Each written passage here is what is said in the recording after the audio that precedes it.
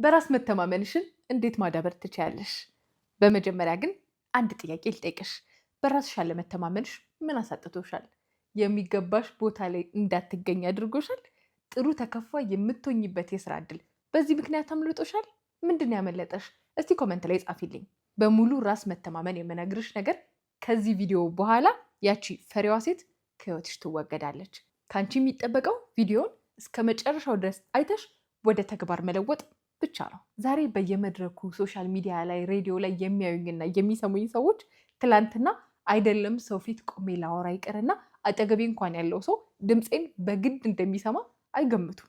በጣም ፈሪ ነበርኩኝ፣ ፍጹም ራስ መተማመን የሌላት። ይሄ ደግሞ ብዙ ነገሮችን አሰጥቶኛል። በትምህርት ህይወቴ የምፈልጋቸውን ውጤቶች እንዳላመጣ አድርጎኛል። በስራ ህይወቴም ላይ ብዙ ነገሮችን ዋጋ አስከፍሎኛል። ታዲያ ከዛኛው ህይወት ወደዚህ እንዴት መጣሁኝ? ለአንቺ ለእህቴ እኔ ራሴ አዳብሬው ህይወቴ ላይ ለውጥ ያመጣልኝን አንቺም ለውጥ እንድታመጪ ስለምፈልግ 5 ሚስጥሮችን አካፍልሻለሁ። የመጀመሪያው ሚዛን ይኑርሽ። ለምታደርጊያቸው ለእያንዳንዱ ነገሮች መመዘኛ አስቀምጪ። ጥቅሙና ጉዳቱን አወዳድሪያቸው። ጥቅሙ ከበለጠብሽ እሳያው ያን ነገር ከማድረግና ወደፊት ከመግፋት ወደኋላ እንዳትይ። ነገር ግን ጉዳቱ ካመዘነብሽ ቆም ብለሽ ተመልከቺ። ለምሳሌ መድረክ ላይ ልትወጪ ይሆናል፣ ወይም ደግሞ የስራ ኢንተርቪው ሊኖርብሽ ይችላል። ያኔ ስትፈሪ፣ ሰው ምን ይለኛል ብለሽ ስታስቢ፣ ብሳሳትስ ብለሽ ስትፈሪና ዝም ስትይ፣ ወደኋላ ስትቀሪ፣ መናገር ያለብሽን ማድረግ ያለብሽን ነገሮች ሁሉ ከማድረግ ወደኋላ ስትይ ምንድን ነው ማጣው? ምንስ ነው የማገኘው? በመፍራቴ ሰዎች ምን ይሉኛል ብዬ በመሸማቀቄ የማገኘውና ማጣውን ነገር ምንድን ነው ብለሽ አመዛዝኝ። አንድ ነገር ሁሌም ቢሆን ጥቅሙ ካመዘነብን ከማድረግ ወደኋላ አንልም። እና ደግሞ አንድ ልታስታውሽልኝ የምፈልገው ነገር የሆነ ነገር በአንቺ ፍርሃት ምክንያት ባጣሽ ቁጥር አንቺን ብቻ ሳይሆን የምትወጃቸውን ሊያገኙ የሚገባቸውን ሰዎች ሁሉ እንደምታሳጫቸው አውቂ። ስለዚህ ጥቅሙና ጉዳቱን አውቀሽ ማመዛዘን ከለመድሽ ወደ ሁለተኛው ደግሞ እንሂድ። ሁለተኛ ይዘሽ ተገኝ። ምንድን ነው የምትይዥው? ተማሪ ከሆንሽ ትምህርትሽ ላይ በደንብ አጥኚ። ሰራተኛ ከሆንሽ የምትሰሪውን ነገር ጥንቅቅ አድርገሽ ለማወቅ ሞክሪ። ለምን መሰለሽ? ብዙ ጊዜ እናውቃለን ብለን የምናስብበት ቦታ ላይ ስንገኝ አንፈራም። እስኪ ለምሳሌ ያህል ልንገርሽ። ህፃናት የተሰበሰቡበት ቦታ ላይ ሆነሽ እንደ ልብሽ አታወሪም? ለምንድን ነው እንደዛ የምታደርጊው? ከእነሱ የተሻለ አውቃለሁኝ፣ እነሱ የሚስቁብኝ የሚያሾፉብኝ ነገር የለም ብለሽ ስለምታስቢ ነው አይደለም? ታዲያ ግን ይሄ ማለት ሁሉን ነገር አውቀሽ ጨርሰሽ ቅረቢ ማለት አይደለም። ሁሉን ነገር አውቆ መጨረስ አይቻልም። ነገር ግን በምትችዩ መጠን ያለሽበት ቦታ ላይ ነገሮችን የምታውቂ የምታመዛዘኝና ለማወቅ የምትጥሪ ሰው መሆንሽ ብዙ ቦታ ላይ ስትሄጂ ድፍረት እንድታገኝ ያግዝሻል። ሶስተኛው ለመታረም ዝግጁ ሁኚ። ብዙ ጊዜ ምንድን ነው የምትፈሪው? ቢሳቅብኝስ፣ ሰው ምን ይለኛል፣ ለረ የሆነ ነገር ቢሉኝስ፣ ብሳሳትስ ብለሽ ነው አይደለም? ነገር ግን ለመታረም ራሱን ዝግጁ ያደረገ ሰው መሳሳትን አይፈራም።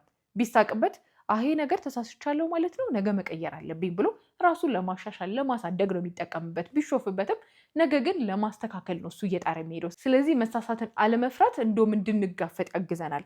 የራሴን ኤክስፔሪየንስ ልንገርሽ። ሬዲዮ ለመጀመሪያ ጊዜ ስሰራ ምንም ልምድ ሳይኖረኝ ነው የገባሁት። ስለዚህ ሳወራ በጣም ብዙ ነገሮችን እሳሳት ነበር፣ እንተባተባለሁ። ስልክ ቁጥር እንኳን አሳስቼ የምናገርባቸው ብዙ ቀናት ነበሩ።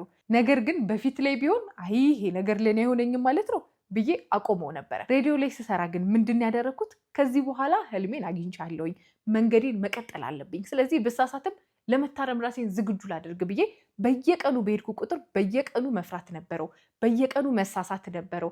ይሄ ነገር ቢቀርብኝስ የሚል ስሜት ነበረው። ነገር ግን ተጋፈጥኩትኝ። ስህተቶቼን በየቀኑ ለማረም ጣርኩኝ። ዛሬ ከነበረኝ ማንነት ነገ የተሻለ ይዤ መምጣት ጀመርኩኝ።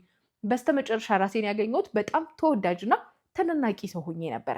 ያ ሁሉ ነገር የመጣው ግን ከብዙ ስህተቶች፣ ከብዙ መታረሞችና ከብዙ አለማቆሞች የተነሳ ነው። አራተኛ ኖ ማለትን ልመጂ።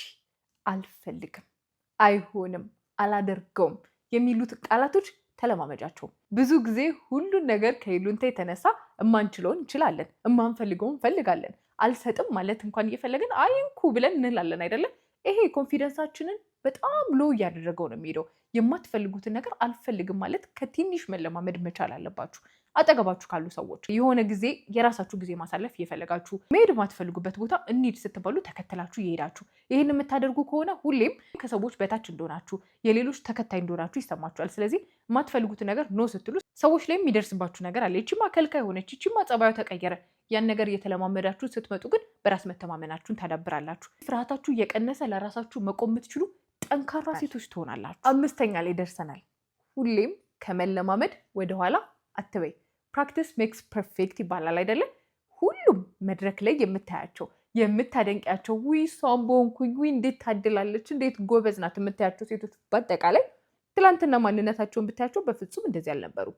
ከእናቱ ሆድ ኮንፊደንስን ተምሮ ጥሩ አነጋገርን ተምሮ ጉብዝናን ተምሮ የወጣ የለም። ሁሉም ሰው በየዕለት ተዕለት ህይወት ውስጥ የተማራቸው እያደገ የመጣባቸው ነገሮች አሉ። ሶሻል ሚዲያው ስለሚቀለን ሜቢ አሁን ሶሻል ሚዲያ ላይ በጣም የምታደንቋት ሴት ትኖራለች፣ ወንድም ሊሆን ይችላል።